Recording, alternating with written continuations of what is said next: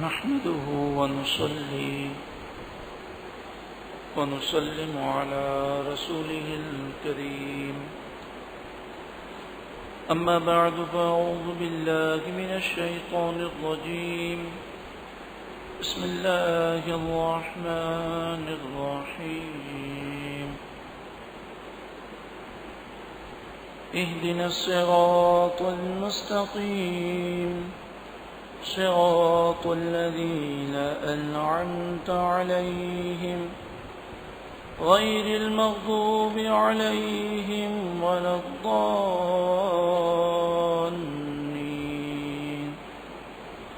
اللهم إنا نسألك العفو والعافية والمعافاة الدائمة في الدين والدنيا والآخرة اللهم أشغل جوارحنا بطاعتك وقلوبنا بمعرفتك وأشغلنا طول حياتنا في ليلنا ونهارنا وألحقنا بالذين تقدموا من الصالحين وارزقنا ما رزقتهم وكلنا كما كنت لهم اللهم ربنا آتنا في الدنيا حسنة وفي الآخرة حسنة وقنا عذاب النار اللهم ارزقني شهادة في سبيلك واجعل موتي في بلد حبيبك صلى الله عليه وسلم يا مقلب القلوب ثبت قلبي على دينك يا مقلب القلوب ثبت قلبي على دينك يا مقلب القلوب ثبت قلبي على دينك يا مصرف القلوب صرف قلوبنا على طاعتك فساهل يا إلهي كل صعب بحرمة سيد الأبرار الساهل آمين آمين ثم آمين بجاه النبي الأمين صلى الله عليه وسلم إن الله وملائكته يصلون على النبي يا أيها الذين آمنوا صلوا عليه وسلموا تسليما صلى الله على النبي الأمي وآله صلى الله عليه وسلم صلاة وسلاما عليك يا سيدي يا سيدي يا سيدي يا مكي يا مدني يا رسول الله يا حبيب الله يا نبي الله يا نور الله يا سيد المرسلين يا رحمة للعالمين يا شفيع المذنبين يا خاتم النبيين يا رسول الله اللہ رب العالمین ہم سب کا تحفظ ایمان نشست میں آنا قبول فرمائے اور جتنی نشستوں میں ہم آتے رہے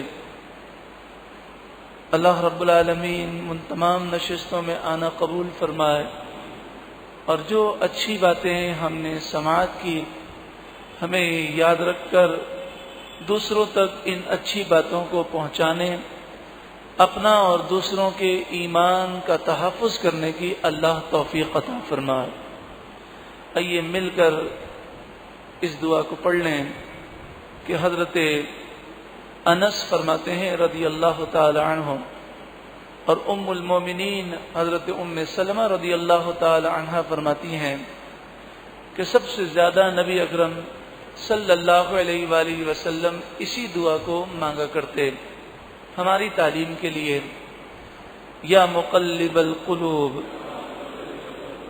ثبت قلبی علی دینک اے دلوں کو پھیرنے والے میرے دل کو تیرے دین پر ثابت قدمی عطا فرما یا مقلب القلوب ثبت قلبی علی دینک یا مقلب القلوب ثبت قلبی علی دینک صلی اللہ علیہ وسلم۔ آج اس سلسلے کی آخری نشست ہے، اور اس نشست کا جو عنوان ہے وہ عنوان اس طرح ہے کہ ہم اپنی اولاد کا اور اپنی نسلوں کا اور تمام مسلمانوں کا ایمان کیسے بچا سکتے ہیں۔ وہ احادیث طیبہ ذہن میں رہیں کہ نبی اکرم صلی اللہ علیہ وآلہ وسلم نے ارشاد فرمایا، ایک وقت وہ آئے گا، یعنی ایمان کے اتنے لٹیرے ہوں گے، ایمان اس طرح ضائع ہو رہا ہوگا اور اس انداز سے ایمان کو لوٹا جا رہا ہوگا کہ آپ نے اس کی ترجمانی فرمائی اور غیب کی خبر ارشاد فرمائی۔ فرمایا قرب قیامت میں ایک ایسا وقت آئے گا کہ آدمی صبح مومن ہوگا تو شام کو کافر ہو جائے گا، شام کو مومن ہوگا تو صبح کافر ہو جائے گا، اور اپنے ایمان کو دنیا کی حقیر دولت کی خاطر بیچ دے گا، برباد کر دے گا۔ اور ایک حدیث پاک میں فرمایا کہ قرب قیامت میں ایک ایسا دور آئے گا، ایمان کی حفاظت اتنی مشکل ہوگی، دین پر چلنا اتنا مشکل ہوگا کہ آپ نے فرمایا جیسے ہتھیلی میں انگارہ رکھنا، اور جو دل میں ایمان کی قدر رکھتا ہوگا، جو اپنی آخرت کی فکر رکھتا ہوگا، اس کے متعلق فرمایا کہ وہ جب گزرے گا قبرستان سے اور قبر کی طرف نگاہ کرے گا تو وہ تمنا کرے گا کہ کاش میں زمین کے اوپر نہ ہوتا، قبر کے اندر ہوتا، اور اس فتنے کے دور سے پہلے میں اس دنیا سے چلا گیا ہوتا۔ اس قدر ایمان کی حفاظت مشکل ہوگی، اس قدر دین پر چلنا مشکل ہوگا کہ جو دین کا درد رکھتا ہوگا وہ یہ تمنا کرے گا کہ اس فتنے کے دور سے پہلے میں اس دنیا سے چلا گیا ہوتا اور اس قبر کے اندر ہوتا، کہ جو قبر کے اندر ہے وہ ایمان کی سلامتی کے ساتھ چلا گیا اور مجھے اپنے ایمان کی فکر ہے۔ اللہ رب العالمین ہم سب کو ایمان کی سلامتی عطا فرمائے۔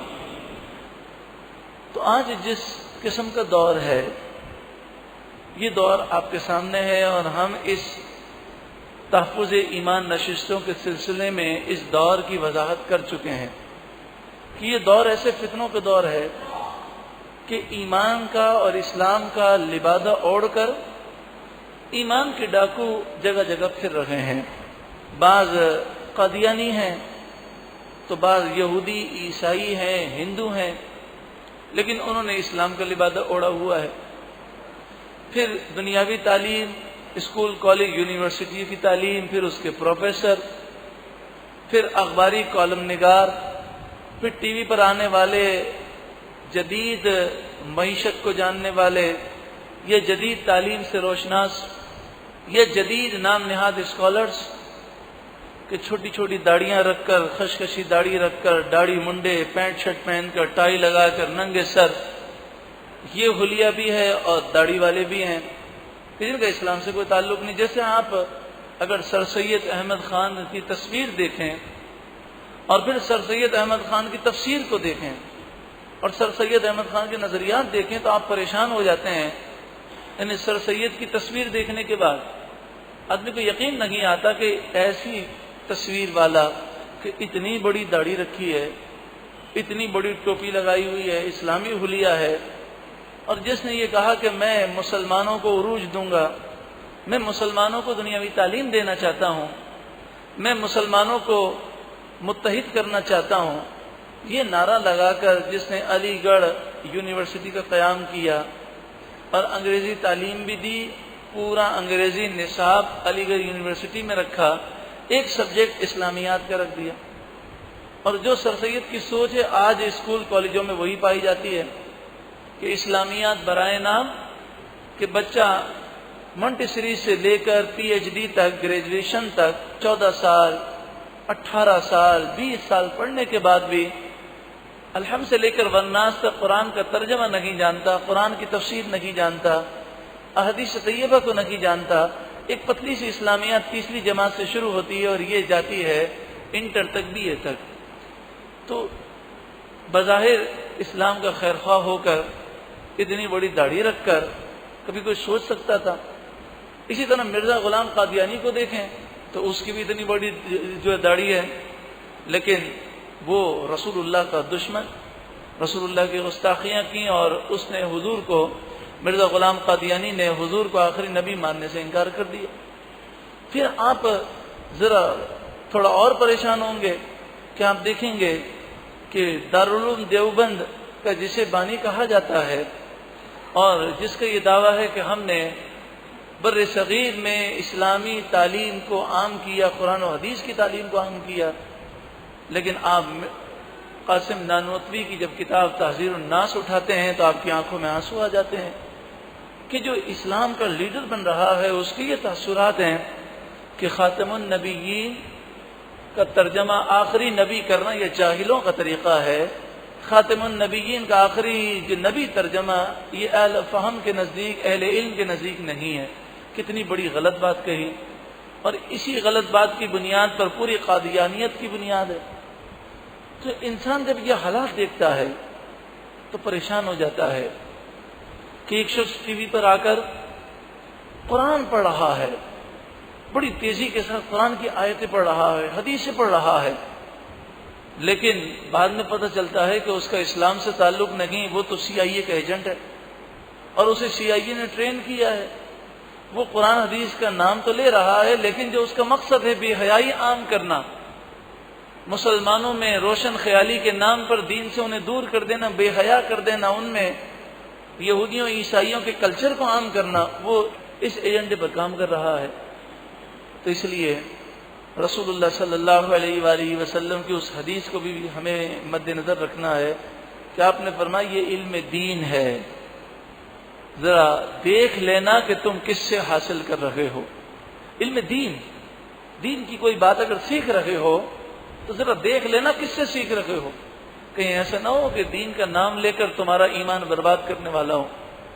تو ایسے حالات میں سوال یہ پیدا ہوتا ہے کہ ہم اپنے ایمان کی حفاظت کیسے کریں. اور ہمیں تو اگر کچھ ملا تو ہمارے بزرگوں سے مل گیا، لیکن آج جو ہماری نسل اسکول کالج یونیورسٹیوں میں جا رہی ہے اور ٹی وی پر بیٹھ کر نئے اسکالرز کو سن رہی ہے اور نئے نظریات اور خیالات اور عقائد پیدا ہو رہے ہیں، ہم اپنی اولاد اور اپنی نسلوں کو اس فتنے کے دور میں ایمان کی حفاظت کا درس کیسے دے سکتے ہیں؟ کیونکہ اگر ہمارے میں سے کسی مسلمان کا نقصان ہو جائے، یوں سمجھیے کہ کسی کی فیکٹری کو آگ لگ جائے، کسی کا بنگلہ جل جائے، کسی کی دکان تباہ ہو جائے، کسی کے بچے مر جائیں، بلکہ دنیا کی ساری دولت تباہ ہو جائے، لیکن اتنا بڑا نقصان نہیں ہے جتنا بڑا نقصان ایمان کی بربادی ہے.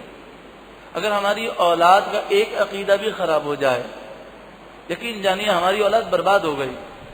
اب ہم اسے اچھا کھلائیں، اچھا پلائیں، اچھی تعلیم دیں دنیاوی، وہ چاہے دنیا کا بادشاہ بن جائے، چاہے وزیر اعظم ہو، چاہے کسی بھی پوسٹ پر ہو، بیکار ہے کہ جب ایمان برباد ہو گیا ہمیشہ کے لیے آخرت برباد ہو گئی تو ہم نے کچھ بھی نہیں کیا اس کے لیے.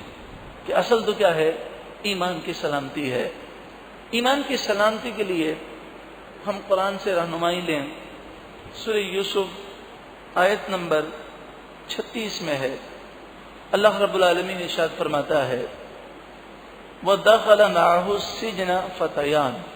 حضرت یوسف علیہ السلام کو جب جیل میں قید کر دیا گیا تو اس جیل خانے میں 2 نوجوان آئے، اور ان 2 نوجوانوں کا قصہ قرآن نے بیان کیا. مختصراً یہ کہ ان 2 نوجوانوں میں سے دونوں نے ایک خواب کا ذکر حضرت یوسف علیہ السلام کے سامنے کیا. قال احدهما انی اغانی اعصر الخمر. ان میں سے ایک بولا کہ میں نے خواب یہ دیکھا کہ میں بادشاہ کے باغ میں ہوں، انگور کا خوشہ میرے ہاتھ میں ہے، 3 انگور کے خوشے ہیں اور انہیں نچوڑ رہا ہوں، ان کا رس نکال رہا ہوں. وقال الآخر انی اغانی احمل فوق رأسی خبزا.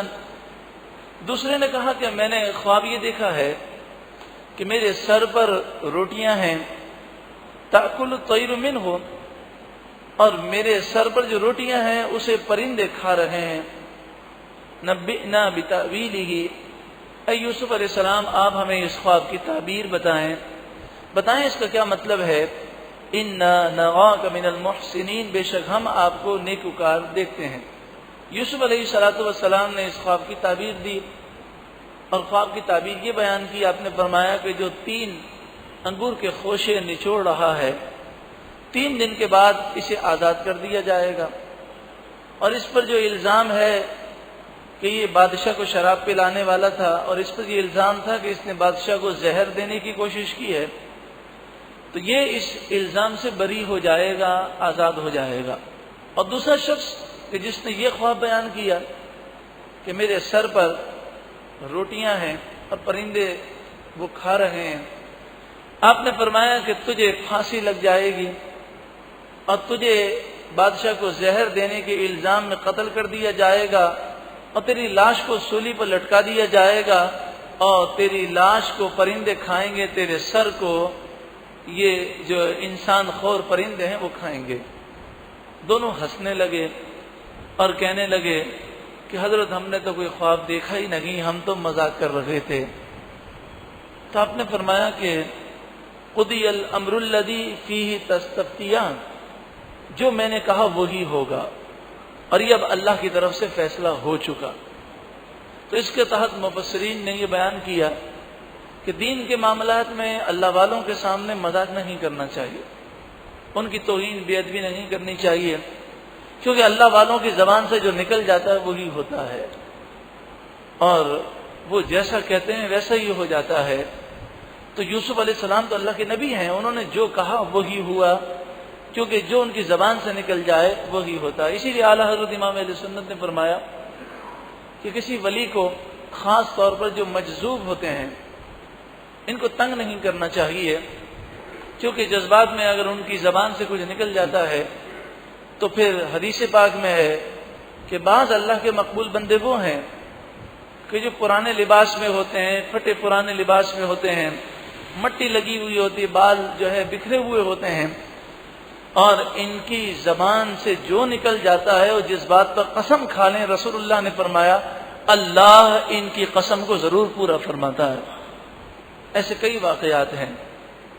تو خیر جب انہوں نے یہ کہا کہ یہ تو ہم نے مذاق کیا تھا، تو آپ نے فرمایا اب تو جو میری زبان سے نکل گیا وہی ہوگا، اور یہ فرمایا کہ عالم ربانی کے سامنے زبان سنبھالنی چاہیے، اور ولی کے سامنے زبان بھی سنبھالنی چاہیے اور دل بھی سنبھالنا چاہیے۔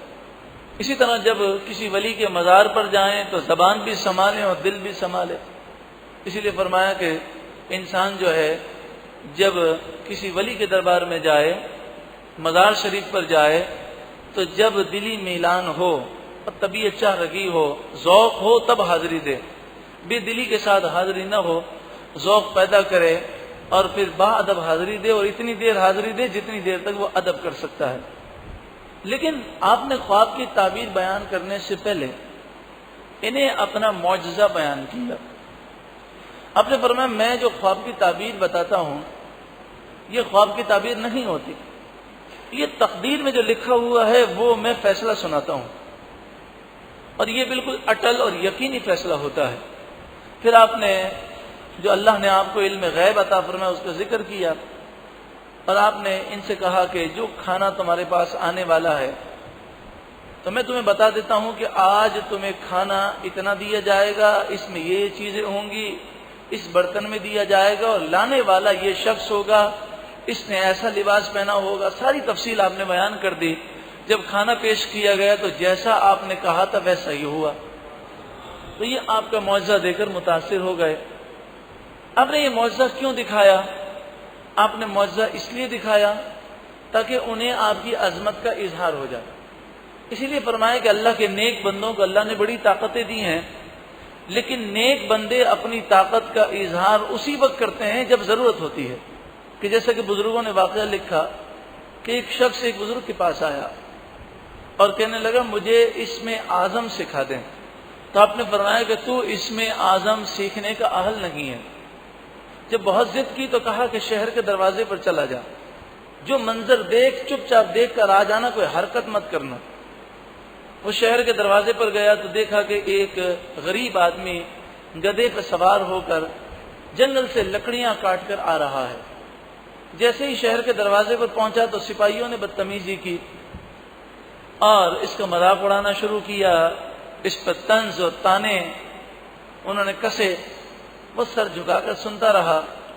پھر انہوں نے اس کو مارنا شروع کر دیا اور اس کو مارا، اس نے مار کھائی۔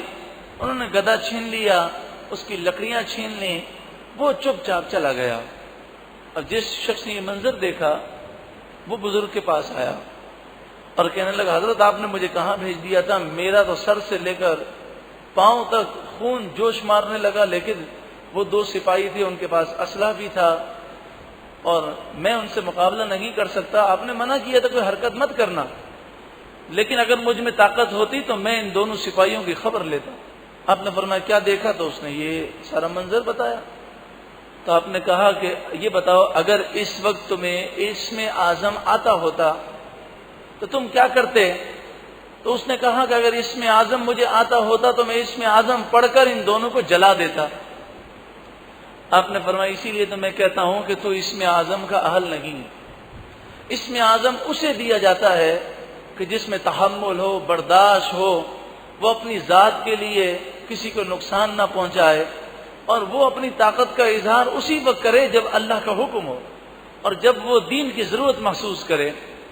کہا تمہیں پتہ ہے مجھے اسم اعظم کس نے سکھایا؟ تو اس بندے نے کہا مجھے نہیں معلوم۔ تو اللہ کے ولی نے کہا کہ وہ جس لکڑ ہارے پر ظلم کر رہے تھے، جس کا گدا چھین لیا، جس کی لکڑیاں چھین لی، جس کو مارا، اسی اللہ کے ولی نے مجھے اسم اعظم سکھایا، لیکن اپنی ذات کے لیے اس نے اسم اعظم کو استعمال نہیں کیا۔ تو حضرت یوسف علیہ السلام کا یہ واقعہ ہمیں یہ بھی درس دیتا ہے کہ اللہ کے ولی کو اور اللہ کے نبیوں کو اللہ نے بڑی طاقتیں دی ہیں، لیکن جب دین کی ضرورت ہوتی ہے، دین کی محبت لوگوں کے دلوں میں بٹھانے کے لیے وہ طاقت کا اظہار کرتے ہیں۔ تو آپ نے اپنے علم کا اظہار کیا تاکہ وہ یقین کر لیں کہ یہ اللہ کے نبی ہیں۔ مفسرین نے بیان کیا کہ ایسا کیوں کیا آپ نے؟ تو کہا اس لیے کیا کیونکہ آپ جانتے تھے کہ ان دونوں میں سے ایک مر جائے گا، تو آپ چاہتے تھے کہ اس پر میری عظمت کا اظہار ہو جائے اور پھر میں ایمان کی دعوت دوں تو وہ ایمان قبول کر لے۔ آپ اس کا ایمان بچانا چاہتے تھے، تو ایمان بچانے کے لیے آپ نے اپنی عظمت کا اظہار کیا۔ دونوں جو متاثر ہو گئے، جب متاثر ہو گئے تو پھر آپ نے انہیں ایمان کی دعوت دی، دونوں نے کلمہ پڑھا اور مسلمان ہو گئے۔ پھر انہوں نے اپنی اس کوتاہی پر اور بے ادبی پر معافی بھی مانگی، آپ نے انہیں معاف بھی کر دیا، اور پھر جسے سولی چڑھائی گئی، الحمدللہ حضرت یوسف علیہ السلام کی کوششوں سے اللہ تعالیٰ نے اسے ایمان کی دولت دی اور اس کا خاتمہ ایمان پر ہوا۔ تو اس سے پتہ چلا کہ اللہ کے نیک بندے دوسروں کے ایمان کو بچانے کے لیے کتنی فکر کرتے ہیں اور کتنی وہ اس بات کو اہمیت دیتے ہیں کہ دوسرے کے ایمان کا تحفظ کیا جائے۔ اب جو ہمارا موضوع تھا اور اس واقعے کو ہم کس لیے لائے کہ ہم اپنے ایمان کو اور اپنے بال بچوں کے ایمان کو کیسے بچا سکتے ہیں، تو حضرت یوسف علیہ السلام نے جب انہیں اپنا معجزہ دکھایا وہ متاثر ہوئے، تو آپ نے کہا ذالکما مما علمنی ربی، یہ وہ علم ہے جو مجھے میرے رب نے سکھایا، یعنی غیب کا علم مجھے میرے رب نے دیا، یہ میرا ذاتی نہیں بلکہ اللہ کی عطا سے ہے۔ انی ترکت ملت قوم لا یؤمنون باللہ وهم بالآخرۃ هم کافرون، جو قوم اللہ کو نہیں مانتی تھی اور جو آخرت پر ایمان نہیں رکھتی تھی، میں نے اپنے آپ کو اس سے دور رکھا اور اس کے دین کو میں نے اختیار نہیں کیا۔ واتبعت ملت آبائی ابراہیم و اسحاق و یعقوب، واتبعت، بس اس آیت کریمہ کو ہم سمجھ لیں اور تھام لیں، انشاءاللہ ہمارا ایمان بھی محفوظ رہے گا، ہماری نسلوں کا ایمان بھی محفوظ رہے گا۔ واتبعت ملت آبائی، میں نے اپنے آباء و اجداد، باپ دادا کہ دین کو تھام کے رکھا. کیا کہتے ہیں یوسف علیہ السلام؟ واتبعت ملت آبائی، میں نے اپنے باپ داداؤں کے یعنی بزرگوں کے دین کو تھام کے رکھا. میرے باپ دادا کون ہیں؟ ابراہیم و اسحاق و یعقوب. یعقوب علیہ السلام آپ کے والد ہیں، اسحاق علیہ السلام دادا ہیں، اور ابراہیم علیہ السلام پر دادا ہیں. حضرت یوسف علیہ السلام کے والد ہیں یعقوب علیہ السلام، اور اسحاق علیہ السلام ان کے دادا ہیں، اور ابراہیم علیہ السلام ان کے پر دادا ہیں. تو پتہ کیا چلا کہ ہم اگر اپنے اور اپنی اولاد کے اور اپنی نسلوں کے ایمان کو تحفظ چاہتے ہیں تو ہم انبیاء، صحابہ، اہل بیت اطہار، بزرگان دین، اولیاء کاملین کہ جن پر اللہ نے انعام کیا، جس کا ذکر سورہ فاتحہ میں کیا گیا، اہدنا الصراط المستقیم، اے اللہ تو ہمیں چلا سیدھے راستے پر. پھر آگے یہ نہیں فرمایا قرآن اور حدیث کے راستے پر، کیونکہ اللہ کا علم ازلی ہے. اللہ ہمیشہ سے ہر بات جانتا ہے. وہ جانتا ہے کہ قادیانی بھی قرآن حدیث کا نام لیں گے، حدیث کا انکار کرنے والے بھی قرآن کریں گے، پرویزی فرقہ بھی، اور سر سید احمد خان کو ماننے والے بھی قرآن کریں گے. جو مقلد نہیں ہیں، غیر مقلدین، وہ بھی قرآن کریں گے. جنہوں نے رسول اللہ کی گستاخیاں بے ادبیاں کی وہ بھی قرآن کریں گے. جو مسلمانوں کو مشرک اور بدعتی کہیں گے وہ بھی قرآن کریں گے. تو ہر فرقہ کہ حضور نے فرمایا 73 فرقے ہوں گے، ایک جنتی ہوگا، باقی سب جہنمی ہوں گے. تو ہر فرقہ قرآن اور حدیث کی بات کرے گا. اور حضور نے تو یہاں تک فرمایا کہ جو جہنمی فرقہ ہوگا، جو بت پرستوں سے لڑے گا نہیں، وہ لڑے گا مسلمانوں سے. یعنی بت پرستوں سے کوئی لڑائی نہیں، اور سارے شرک اور بدعت کے فتوے مسلمانوں سے. فرمایا وہ قرآن اتنا پڑھیں گے کہ ہر وقت ان کی زبان پر قرآن و حدیث ہی ہوگا، قرآن و حدیث کے علاوہ کوئی بات ہی نہیں کریں گے. اور زبان کے اتنے میٹھے ہوں گے کہ شہد سے زیادہ میٹھے، لیکن دل جو ہے وہ بھیڑیے سے زیادہ خوفناک ہوگا. اور فرمایا ان کا دین سے کوئی تعلق نہیں ہوگا، قرآن ان کے حلق کے نیچے نہیں اترا ہوگا. اور یہ کون لوگ ہوں گے؟ تو جس شخص نے حضور کی بے ادبی کی تو آپ نے بے ادب کو دیکھ کر فرمایا یعنی یہ بے ادب لوگ ہوں گے، رسول اللہ کے بے ادب ہوں گے لیکن قرآن و حدیث کی بات کریں گے. تو اے اللہ تو ہمیں سیدھے راستے پر چلا، صراط القرآن والحدیث، قرآن و حدیث کا راستہ. یہ نہیں فرمایا گیا کیونکہ ہر گمراہ فرقہ قرآن و حدیث ہی کا نام لیتا ہے. فرمایا صراط الذین انعمت علیہم، راستہ ان لوگوں کا جن پر تو نے انعام کیا. تو اگر ہم عافیت چاہتے ہیں تو ہم دامن تھام لیں انبیاء کا، ہم دامن تھام لیں صدیق اکبر کا، فاروق اعظم کا، عثمان غنی کا، حضرت علی کا، صحابہ کرام کا، امام حسن، امام حسین، اہل بیت اطہار کا.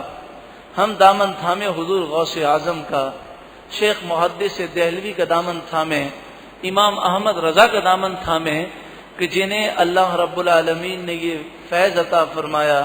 کیا فرماتے ہیں اگر میرے دل کے 2 ٹکڑے کیے جائیں تو ایک حصے پر اللہ کا نام ہوگا اور دوسرے حصے پر رسول اللہ کا نام ہوگا. امام احمد رضا کہ جنہوں نے کوئی نئی بات ہم تک نہیں پہنچائی، کوئی بھی سوال ہوا قرآن کی آیتیں، پھر حدیثیں، پھر بزرگان دین کے اقوال، پہلے صحابہ کے اقوال، پھر تابعین کے اقوال، پھر تبع تابعین کے اقوال، پھر ائمہ مجتہدین کے اقوال، پھر اولیاء کاملین کے اقوال آپ نے بیان کیے. اور آپ نے جب عشق رسول پر کام کیا اور جن لوگوں نے گستاخیاں کی آپ نے ان کے خلاف لکھا، تو انہوں نے اعلیٰ حضرت کے خلاف لکھنا شروع کر دیا. تو دیکھیں عشق ہو تو ایسا ہو. لوگوں نے کہا کہ لوگ آپ کو گالیاں دے رہے ہیں. جن لوگوں نے رسول اللہ کی گستاخیاں کی آپ نے ان کے خلاف سختی سے لکھا ہے تو وہ آپ کو گالیاں لکھ رہے ہیں اور گالیاں چھاپ رہے ہیں.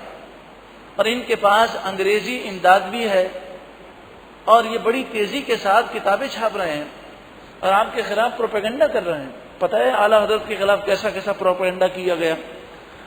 اعلیٰ حضرت کی کتابیں جن لوگوں تک نہیں پہنچی انہیں کہا گیا کہ امام احمد رضا تو قادیانی تھا، کسی کو کہا گیا وہ تو شیعہ تھا، کسی کو کہا گیا وہ غیر مقلد تھا، کسی کو کہا گیا کہ وہ حدیث کا انکار کرتا تھا.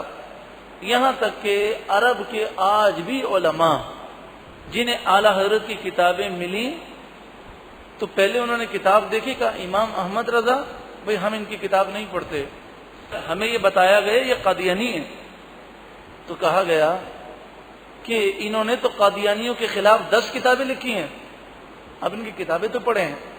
جب انہوں نے اعلیٰ حضرت کی کتاب پڑھی، صرف 8 صفحے کی کتاب، ہمارے مولانا عرفان شامی صاحب خود بیان کرتے ہیں کہ اعلیٰ حضرت کی ایک کتاب میں نے دکھائی، ایک سوال کا جواب تھا 8 صفحے کا، وہ اردو میں تھا، تو انہوں نے عربی میں ٹرانسلیٹ کر کے شام کے علماء کو دیا. تو انہوں نے اس پر جو تقاریض لکھی ہیں، الحمدللہ میں نے وہ تقاریض پڑھی ہیں، تو انہوں نے یہ لکھا ہے کہ 14ویں صدی میں امام احمد رضا جیسا نہ پیدا ہوا ہے نہ قیامت تک پیدا ہو سکتا ہے. صرف کتنے صفحے پڑھ کر؟ 8 صفحے پڑھ کر. تو اتنا پروپیگنڈا کیا گیا. اور ظاہر سی بات ہے کہ آج بھی دیکھیں میڈیا کی طاقت جس کے پاس ہو، پروپیگنڈے کی طاقت جس کے پاس ہو، لوگ اسی کی بات سنتے ہیں. تو اعلیٰ حضرت کو بڑا بدنام کیا گیا اور آج تک اس کے اثرات عرب ممالک کے اندر ہیں. کیونکہ عرب کے لوگ اردو نہیں جانتے، مطلب ان کو جھوٹ بولا گیا. لیکن اعلیٰ حضرت نے فرمایا میری ذات کو جو بدنام کرنا چاہتا ہے وہ کر رہا ہے، مجھے پتا ہے، لیکن میں نے ان کے خلاف قلم کیوں تیز چلایا. اعلیٰ حضرت نے فرمایا اگر اسلامی حکومت ہوتی تو جو گستاخ رسول ہوتا اس کی گردن اڑا دی جاتی، اس کا قلم چھین لیا جاتا. لیکن ہمارے پاس اسلامی حکومت نہیں کہ کوئی ان کے خلاف حکومت کے ذریعے پریشر ڈالے. تو اعلیٰ حضرت نے فرمایا میرے پاس ایک قلم ہے اور ایک کاغذ ہے اور یہ ٹوٹا پھوٹا حجرہ ہے. میں تیز قلم اس لیے چلاتا ہوں کہ یہ میرے خلاف ہو جائیں، مجھے گالیاں دیں، اور جتنی دیر یہ مجھے گالیاں دیں گے میرے آقا کی بے ادبی نہیں کریں گے. یہ ہے عشق رسول کہ جنہوں نے رسول اللہ کی محبت میں اپنا آپ کو فنا کر دیا، جن کی ہر ادا سنت مصطفیٰ تھی. تو اعلیٰ حضرت امام اہل سنت شیخ عبدالحق محدث دہلوی، امام غزالی، مجدد الافسانی، مجدد الافسانی علیہ رحمہ فرماتے ہیں مکتوبات شریف میں کہ جو غوث اعظم کو نہیں مانتا وہ کبھی ولی نہیں ہو سکتا. مجدد الافسانی فرماتے ہیں تو واتبعت ملت آبائی، ایمان بچانا ہے تو ان بزرگان دین کے دامن کو تھامنا ہے. اب ہمارے یہاں پر کیا زور دیا جاتا ہے؟ جی قرآن کی بات کرتے ہیں، حدیث کی بات کرتے ہیں، لیکن ہم یہ کہتے ہیں کہ قرآن و حدیث کی ہم بات کرتے ہیں لیکن رسول اللہ کے نور کے ساتھ صحابہ اور بزرگان دین نے جس طرح قرآن سمجھا ہم اسی طرح سمجھتے ہیں. تو اب یہاں پر قرآن کے ذریعے گمراہ کرنے کے 2 طریقے اختیار کیے جاتے ہیں. ایک طریقہ تو یہ قرآن قرآن قرآن قرآن قرآن، حدیث کا ذکر ہی نہیں اور بزرگان دین کا ذکر ہی نہیں. تو فائدہ کیا حاصل ہو گیا؟ فائدہ یہ حاصل ہو گیا انہیں کہ بندہ یہ سوچے گا کہ مجھے حدیث کی ضرورت نہیں، صحابہ اور بزرگان دین نے جو تفسیریں کہیں انہیں بھی مجھے اس کی بھی ضرورت نہیں. اب میں قرآن کا ترجمہ پڑھوں، جو میری سمجھ میں آئے مجھے کرنا ہے. تو اس طریقے سے انہوں نے کچھ کہا نہیں، خود بخود لوگ گمراہی کی راہ پر آ گئے. لوگوں نے قرآن پڑھنا شروع کیا اور پھر اپنی عقل سے لوگوں نے باتیں کرنی شروع کر دی. جی قرآن کافی ہے، حدیث کی ضرورت نہیں، صحابہ کرام کے اقوال کی ضرورت نہیں. حقیقت تو یہ قرآن ہی کافی ہے، لیکن قرآن حدیث کے بغیر سمجھ میں نہیں آتا اور حدیث صحابہ کرام کے اقوال کے بغیر سمجھ میں نہیں آتا، اور صحابہ کرام کے اقوال بزرگان دین کے اقوال کے بغیر سمجھ میں نہیں آتا. دوسرا طریقہ گمراہ کرنے کا، قرآن قرآن قرآن کا نام لیا گیا. اب لوگوں کو عربی تو آتی نہیں، قرآن کا ترجمہ کیا گیا تو جہاں جہاں ترجمہ ان کے عقائد سے ٹکرا رہا تھا وہ ترجمہ انہوں نے بدل دیا. دیکھیں نا، قادیانیوں نے قرآن کا ترجمہ سب سے زیادہ زبانوں میں کیا ہے، یہ ایک حقیقت ہے. قرآن کا ترجمہ تقریباً تمام ہی زبانوں میں قادیانیوں نے کیا ہے. قادیانیوں کو کیا ضرورت تھی قرآن کا ترجمہ کرنے کی؟ دو وجہ سے انہوں نے کیا۔ ایک تو یہ کہ عام مسلمانوں کو یہ تاثر دیا جائے کہ ہم قرآن کی خدمت کر رہے ہیں، دیکھو اگر ہم قرآن کے مخالف ہوتے تو قرآن کا ترجمہ کیوں کرتے؟ ایک تو انہوں نے یہ سازش کی۔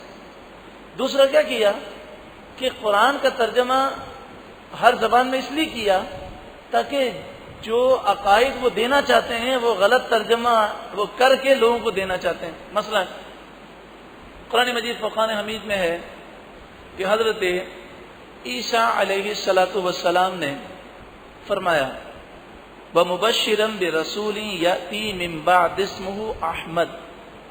آپ کو پتا ہے کہ قادیانی کا جو نام تھا وہ نام تھا مرزا غلام احمد قادیانی۔ اس کا نام کیا تھا؟ غلام احمد۔ اب غلام احمد الگ چیز ہے اور احمد الگ چیز ہے کہ نہیں ہے؟ عبداللہ اور اللہ یہ دونوں ایک تو نہیں ہے۔ عبداللہ کا معنی ہے اللہ کا بندہ، تو غلام احمد کا معنی ہے احمد کا غلام۔ غلام احمد کا معنی کیا ہے؟ احمد کا غلام۔ غلام رسول کا معنی کیا ہے؟ رسول کا غلام۔ تو بتائیے غلام رسول نام ہو اور کہیں میں رسول ہوں تو یہ تو نہیں ہو سکتا۔ تو اس کا نام کیا تھا؟ غلام احمد۔ اور سورہ صف آیت نمبر 6، سورہ صف آیت نمبر 6، 28واں پارہ رکو نمبر 9، یہاں پہ فرمایا کہ عیسیٰ علیہ السلام بشارت دیتے تھے ایک رسول کی کہ جو آپ فرماتے میرے بعد آئے گا اس کا نام احمد ہوگا۔ اس کا نام کیا ہوگا؟ احمد ہوگا۔ تو عیسیٰ علیہ السلام نے کس احمد کی بشارت دی؟ زور سے بتائیں۔ رسول اللہ صلی اللہ علیہ وسلم۔ قادیانیوں نے جو ترجمہ کیا ہے وہ ترجمہ پتہ کیا کیا ہے؟ عیسیٰ علیہ السلام نے بشارت دی کہ میرے بعد ایک رسول آئے گا جس کا نام احمد ہوگا، اور بریکٹ میں لکھا مرزا غلام احمد قادیانی، نعوذ باللہ من ذلک۔ اسی طرح قرآن کی آیت ہے محمد الرسول اللہ، محمد اللہ کے رسول ہیں، تو وہاں بریکٹ میں لکھا مرزا غلام احمد قادیانی، اور کہیں بغیر بریکٹ کے لکھا محمد مرزا غلام احمد قادیانی۔ تو آپ نے دیکھا قرآن کا ترجمہ کرتے ہوئے انہوں نے ترجمہ کیوں کیا؟ تاکہ وہ ترجمے کے ذریعے اپنے عقائد کا اظہار کر سکیں۔ اسی طرح جو رسول اللہ کے گستاخ ہیں، جو اللہ کے بے ادب ہیں، جو صحابہ کرام کے بے ادب ہیں، تو انہوں نے ترجمہ میں اسی حساب سے ڈنڈیاں ماری۔ مثلا تیسرا پارہ آخری جو پاؤ شروع ہوتا ہے، یعنی جہاں پر ثلاثہ مکمل ہوتا ہے، وَمَكَرُوا وَمَكَرَ اللَّهُ وَاللَّهُ خَيْرُ الْمَاكِرِينَ، تو ترجمہ کیا کہ اللہ نے فریب کیا اور اللہ بہترین فریب کرنے والا ہے، نعوذ باللہ من ذالک۔ یہ انگریزوں کے دور میں ترجمے کیے گئے اور آج بھی مارکیٹ میں ملتے ہیں۔ سورہ بقرہ آیت نمبر 15 کا ترجمہ اللہ یستہزئ بہم۔ آپ سوچیں نعوذ باللہ من ذالک، اگر کوئی یہ کہے کہ اللہ مذاق کرتا ہے، ٹھٹا کرتا ہے، تو ہم اس کا منہ توڑ دیں، لیکن ترجمہ دیکھیں، اللہ یستہزئ بہم کا ترجمہ کیا اللہ ان سے مذاق کرتا ہے، ٹھٹا کرتا ہے، کہیے نعوذ باللہ من ذالک۔ اسی طرح 5ویں پارے کے اینڈ میں ترجمہ کیا ان المنافقین یخادعون اللہ وهو خادعهم، اللہ منافقوں کو دھوکہ دیتا ہے، نعوذ باللہ من ذالک، کہیے استغفر اللہ۔ کیا اللہ تعالیٰ دھوکہ دے سکتا ہے؟ تو اللہ کی طرف دھوکہ، فریب، چال، ہنسی، مذاق، ٹھٹا، یہ نسبتیں کیوں کی گئیں؟ انگریزوں نے یہ ترجمے کیوں کروائے اور انہیں عام کیوں کیا؟ اللہ کی محبت دل سے نکل جائے۔ پھر رسول اللہ کی گستاخیاں، وَوَجَدَكَ ضَالًّا فَهَدَىٰ۔ اب ترجمہ تو یہ ہے کہ آپ کو ہم نے اپنی محبت میں گم پایا تو اپنا مزید قرب دیا، لیکن ترجمہ کیا کیا؟ آپ کو ہم نے گمراہ پایا تو ہدایت دے دی، نعوذ باللہ من ذالک۔ اب بتائیں نبی ہی گمراہ ہو تو وہ کیا دوسروں کو ہدایت دے گا؟ کتنا غلط ترجمہ ہے۔ تو اس طرح کے ترجمے کر کے دوسری سازش کی گئی۔ اب لوگ آج بھی تفسیر قرآن کا نام لیتے ہیں، درس قرآن کا نام لیتے ہیں، لیکن عام آدمی کو عربی تو آتی نہیں ہے، وہ ترجمے میں جہاں ڈنڈی مارنی ہو تو ڈنڈی مار کے نکل جاتے ہیں، اور لوگوں کو احساس بھی نہیں ہوتا کہ وہ کیا، پھر وہ بولتے بھی نہیں ہیں، لیکن ترجمہ سن سن سن کر انسان کا ذہن خراب ہوتا رہتا ہے، یہاں تک کہ وہ بدعقیدہ ہو جاتا ہے، اس کا ایمان برباد ہو جاتا ہے۔ تو یہ ہوئی دوسری سازش۔ تیسری سازش یہ ہے کہ ترجمہ تو صحیح کیا جائے لیکن مفہوم اور مراد غلط بتائی جائے۔ مفہوم اور مراد کیا بتائی جائے؟ غلط بتائی جائے۔ انما الحیات الدنیا لعب ولہو وزینۃ وتفاخر بین الناس وتفاخر بینکم وتکاثر فی الاموال والاولاد۔ دنیا کی زندگی تو کھیل کود ہے، زینت ہے، آپس میں فخر کرنا ہے اور مال اور اولاد میں کثرت کو حاصل کرنا ہے۔ اب یہ قرآن کی آیت ہے، اس کا ترجمہ بھی یہی ہے، لیکن اس کو اگر یوں بیان کیا جائے، دنیا کی زندگی کا مقصد اللہ نے یہ بیان کیا کہ دنیا میں ہمیں کیا کرنا ہے؟ لعب و لہو، کھیل کود کرنی ہے، مال اور اولاد کو بڑھانے کی کوششیں کرنی ہے، ہمیں زینت اختیار کرنی ہے اور ہمیں جو ہے ایک دوسرے سے آگے بڑھنا ہے۔ قرآن ہمیں یہ کہہ رہا ہے، تو ہمیں دنیاوی ترقیوں سے پیچھے نہیں ہونا چاہیے، سائنس کی ترقیاں ہونی چاہیے۔ اب سائنس کی ترقی سے کس کو انکار ہے؟ لیکن سوال یہ کہ اس آیت کا یہ مفہوم تو نہیں ہے۔ تو جو لوگ دنیا میں کھیل کود سے منع کرتے ہیں، دیکھیں قرآن تو کہہ رہا ہے کہ دنیا کی زندگی کیا ہے؟ کھیل کود ہے، زینت ہے، ایک دوسرے سے آگے بڑھنا ہے، مال میں اولاد میں، تو ہمیں پیچھے نہیں ہونا چاہیے، آگے بڑھنا چاہیے۔ اب اس طرح دیکھیں، وہ ترجمہ وہی کیا، لیکن اس نے کیا کر دیا؟ مفہوم بدل دیا، مراد بدل گئی۔ اب بندہ جب اس آیت کو پڑھے گا، اس کے ذہن میں کیا آئے گا؟ قرآن مجھے آگے بڑھنے کا کہہ رہا ہے، تو ٹھیک ہے، قرآن جو ہے وہ ہمیں دنیاوی ترقیوں سے روکتا نہیں ہے، لیکن دنیا میں کھیل کود کے لیے ہم پیدا نہیں ہوئے۔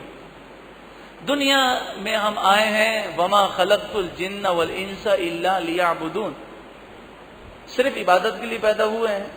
دنیاوی ترقی بھی ہو تو نیت دین کی ترقی کے لیے ہو، کس کے لیے ہو؟ اور شریعت کے دائرے کے اندر ہو، لیکن یہ مفہوم نہیں بتایا جاتا۔ اور یہ کوئی میں مذاق نہیں کر رہا، میں نے خود ایک جگہ پر گیا تو وہاں پر ٹی وی چل رہا تھا، وہ تھا پیس ٹی وی، ذاکر نائک والا، اور اس میں ایک خشخشی داڑھی والا وہ درس قرآن کے نام سے تقریر کر رہا تھا، اور اس نے یہ الفاظ کہے ہیں، یہ میرے خود کوئی بناوٹی الفاظ نہیں، اس نے یہ کہا ہے۔ اس نے کہا کہ اسلام ہمیں کہتا ہے کھیلو کودو، آگے بڑھو، خوب کماؤ، خوب دولت کماؤ، خوب دولت جمع کرو۔ اسلام عیاشی کرنے سے روکتا نہیں ہے، اسلام بلند و بالا مقامات، جو مکانات بنانے کا درس دیتا ہے، اور آیتیں پڑھ رہا ہے۔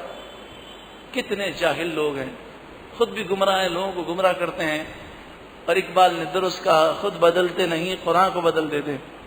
اسی طرح مفہوم قرآن بدلنے کی جو سازش ہے، اس کا دوسرا انداز بھی ہے۔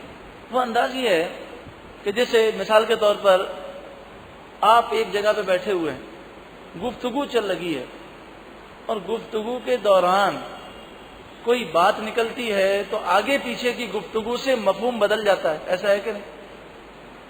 آگے پیچھے کی گفتگو سے مفہوم دوسرا ہوتا ہے، لیکن اگر اسی بات کا ایک جملہ ہم وہاں سے نکالیں اور آگے پیچھے دوسرا مفہوم لگاتے ہیں، تو اب اسی جملے کا مفہوم کیا ہو جائے گا؟ دوسرا ہو جائے گا۔ مثلا آپ کسی کے یہاں پہ گئے اور وہ مذاق کے موڈ میں ہے اور آپ بھی مذاق کے موڈ میں ہیں، اور وہ دوست ہے اور آپ کی بالکل جو فری شپ ہے، اور وہ دوستی کے موڈ میں اور آپ بھی مذاق کے موڈ میں ہیں، وہ کہتا ہے کیا صبح صبح دماغ خراب کرنے کے لیے تو آ گیا؟ تو اب دیکھیں، آپ اس کی بات کو مائنڈ نہیں کریں گے کیونکہ مذاق چل رہی ہے، اور یہ دوستی کی بالکل ایک بلا تکلف، بے تکلفی کے عالم میں کہہ رہا ہے، اور آپ بھی اس کا جواب دیتے ہیں کہ یار ناشتہ کرنا تھا، بھوک لگی تھی، میں نے کہا چل تیرے گھر پہ جاتا ہوں، تو آ گیا، چل ناشتہ کروا، اور تو بڑا کنجوس ہے، مجھے ناشتہ نہیں کروائے گا۔ اب یہ ساری گفتگو جو ہے کیا ہے؟ یہ مذاق کے پیرائے میں ہے، آپ اس کو مائنڈ نہیں کرتے۔ اب آپ یہاں سے نکلیں اور آپ نے کسی کو کہا یار میں اس کے گھر پہ گیا، دیکھو تو یار اخلاق ہے کسی کا، مجھے کہتا ہے کیا اس وقت تو میرا دماغ خراب کرنے کے لیے آ گیا۔ اب دیکھیں سارے اس جملے کا مفہوم کیا ہو گیا؟ بدل گیا۔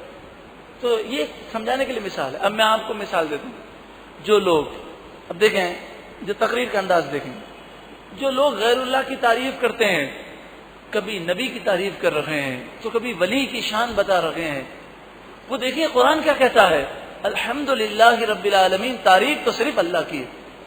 اب دیکھا مفہوم سارا بدل گیا، یہ جو پس منظر اس نے بیان کیا، اس سے الحمدللہ کا مفہوم سارا کیا ہو گیا؟ بدل گیا۔ اب جب بھی وہ حضور کی نعت سنے گا تو اس کے ذہن میں وسوسہ آئے گا، یار تعریف تو صرف اللہ کی کرنی چاہیے۔ اب اس بیوقوف کو کون بتائے کہ پورے قرآن میں نبیوں کی اور ولیوں کی جو اللہ نے تعریفیں کی وہ کیوں کی ہیں، اور جو رسول اللہ نے صحابہ کرام کی، صدیق اکبر کی تعریفیں کی، حضرت عمر کی تعریفیں کی، وہ کیوں کی؟ کہ حضور نے فرمایا اگر میرے بعد کوئی نبی ہوتا تو عمر نبی ہوتے۔ عمر کی تو یہ شان ہے کہ شیطان انہیں نہیں بہکا سکتا، بلکہ جس گلی میں عمر ہوں اس گلی میں شیطان داخل نہیں ہو سکتا۔ تو حضور نے تعریف کیوں کی؟ تو اس کا ذہن یہاں پہ نہیں جائے گا۔ اب دیکھیں اس کو صحیح بیان کیا جائے، الحمدللہ رب العالمین، تمام تعریفیں اللہ ہی کے لیے ہیں۔ اگر کسی کی بھی تعریف کی جائے گی تو سب کو خوبیاں دینے والا کون ہے؟ اللہ ہے۔ تو چیز کی تعریف بنانے والے کی تعریف ہے۔ اگر ہم کسی نبی ولی کی تعریف کرتے ہیں تو نبی اور ولی کو پیدا کس نے کیا؟ بولیں اللہ نے پیدا کیا۔ تو نبی اور ولی کی تعریف در حقیقت اللہ کی تعریف ہے، چونکہ چیز کی تعریف بنانے والے کی تعریف ہوتی ہے۔ اب یہ جو تشریح ہے، یہ جو تفسیر ہے، یہ تفسیر بزرگان دین نے لکھی ہے۔ تو جب تک ہم واتبعت ملت آبائی پر عمل پیرا نہیں ہوں گے کہ بزرگان دین کی تعلیمات کو اور ان کے عقائد کو، ان کے نظریات کو تھام لیں، اس کے لیے دو کتابوں کا مطالعہ ضرور رکھیں اپنے ساتھ۔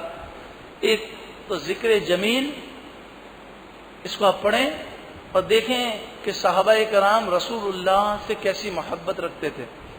ذکر جمیل یہ کتاب، اور دوسرا بزرگوں کے عقیدے، دوسری کتاب کا نام کیا ہے؟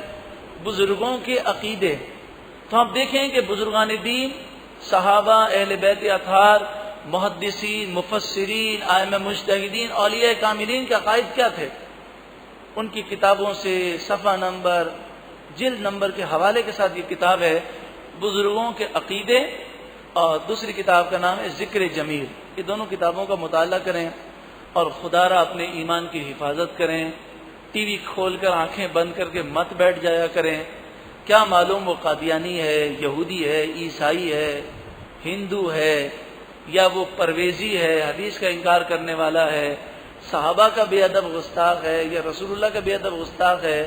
کوئی بھی آ کر ڈائریکٹ بے ادبی نہیں کرتا، پہلے وہ قرآن کی باتیں کرتا ہے۔ جب آدمی کا اعتماد اور بھروسہ آ جاتا ہے پھر اس کی ہر بات کو انسان عقیدہ بنا لیتا ہے۔ اللہ رب العالمین ہماری اولاد کی اور ہماری نسلوں کے ایمان کی رب العالمین حفاظت فرمائے، آمین بجاہ النبی الامین صلی اللہ علیہ وسلم۔